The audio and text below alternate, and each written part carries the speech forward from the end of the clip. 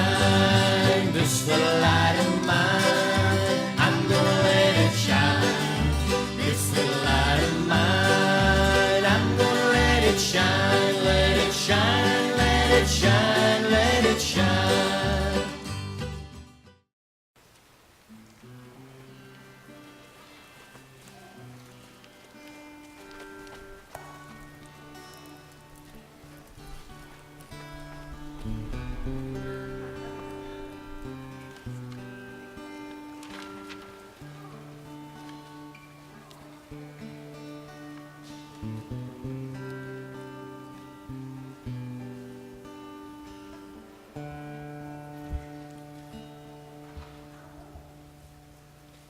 Dear God, why are there so many bad people in this world?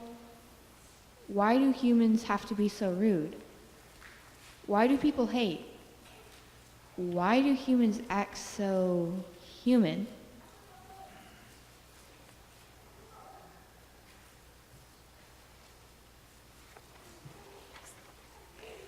Dear God, why do we judge each other?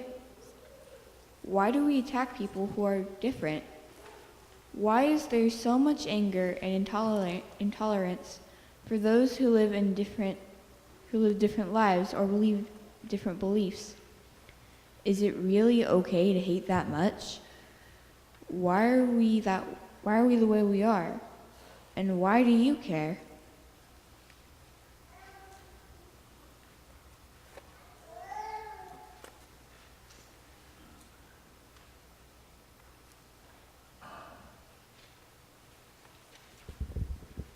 Dear God, why is there war? Why is there hunger and poverty? Why is there violence and abuse? Why are so many people homeless and alone? Why, God? Why?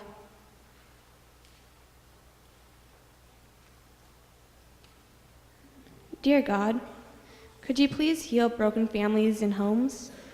Could you please bring healing to Silverton, to Oregon, to America, to this broken world?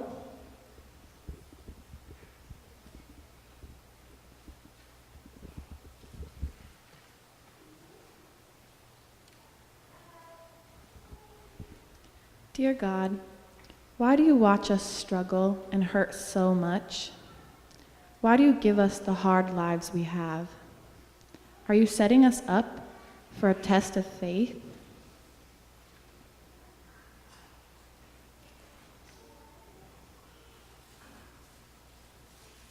Dear God, why does an innocent person get everything taken away? Why are some people abandoned and left all alone? Why are some people put above others? Do you pick favorites?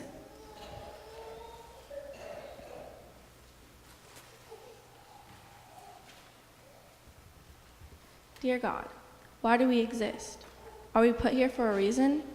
I know you want me to do something, but what? When? How? What if I miss my opportunity?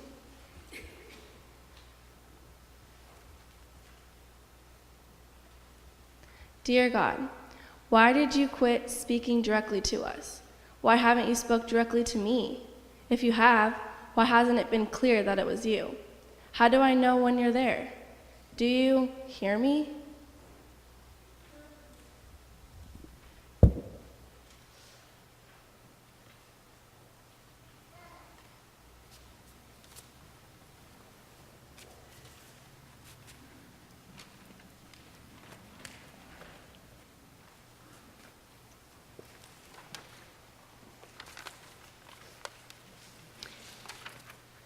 Today, in St. Paul's letter to the Romans, he talks about Abraham and who Abraham is and really what Abraham signifies.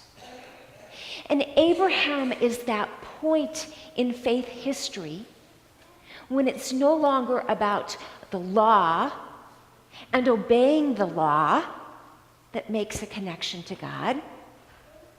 With Abraham, the connection to God shifts to a faith connection. No longer about the law and obedience to the law and following the directions. Now it's about this faith connection. So, the youth have started us thinking about faith, faith questions, faith struggles. Let's think for Abraham for just a few minutes. And maybe even we'll back up to Genesis and think about God before that. Because when God comes to Abraham, when God makes the covenant with Abraham, if you were to read Genesis, what you find is God over and over and over again saying, I will do this, I will do this, I will do this, I will do this. The covenant, the work, all belongs to God. But St. Paul keeps talking about Abraham and Abraham's faithfulness. If you know Abraham's story, it should make one scratch one's head and wonder exactly what St. Paul is trying to drive home. Because Abraham, far from being that perfect patriarch that we can put up on some pedestal somewhere, was a pretty regular guy who made all kinds of flaming mistakes. As they wandered about, not once, but twice, as they wandered into a new land, Abraham said to his wife, elbow, elbow, nudge, nudge, you're awfully beautiful. I need you to be my sister, not my wife, because if they think that you are my wife, they're surely going to kill me.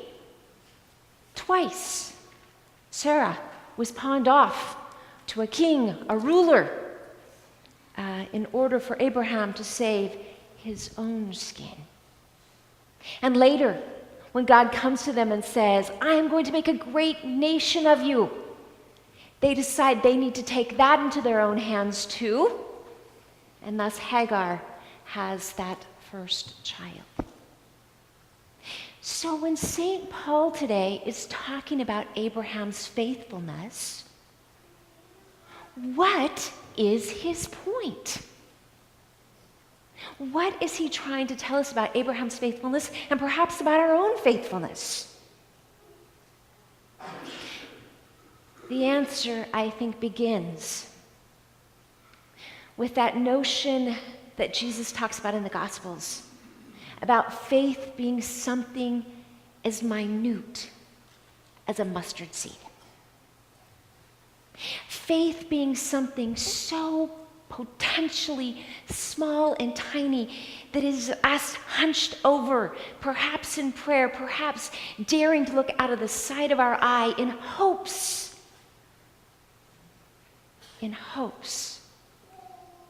that God hears us.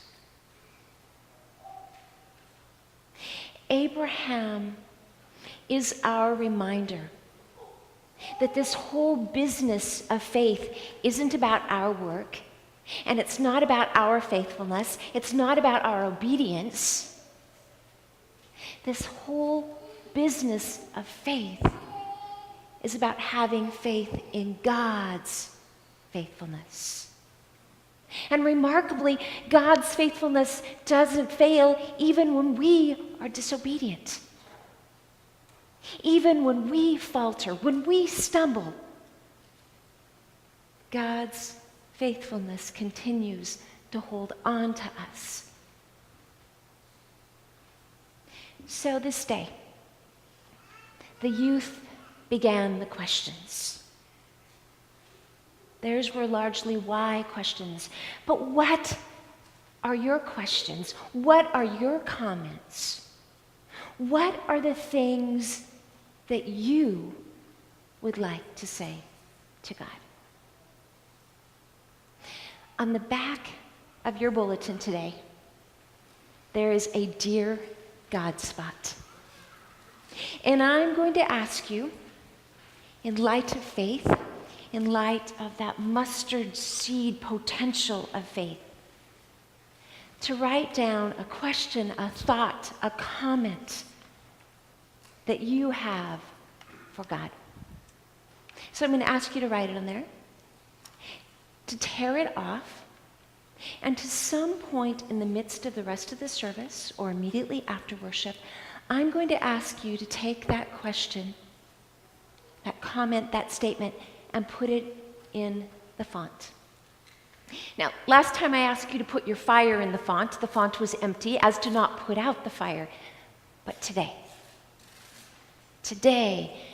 the baptismal font has the baptismal water in it.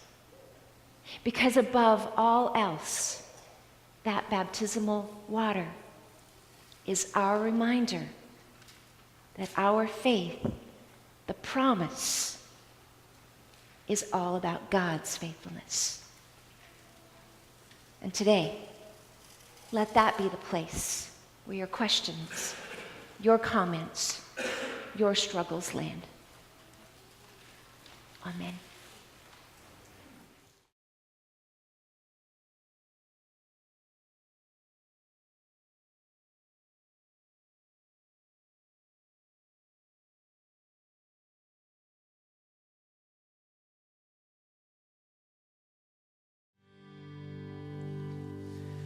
Well, this is light of mine, I'm gonna let it shine. This is light of mine, I'm gonna let it shine.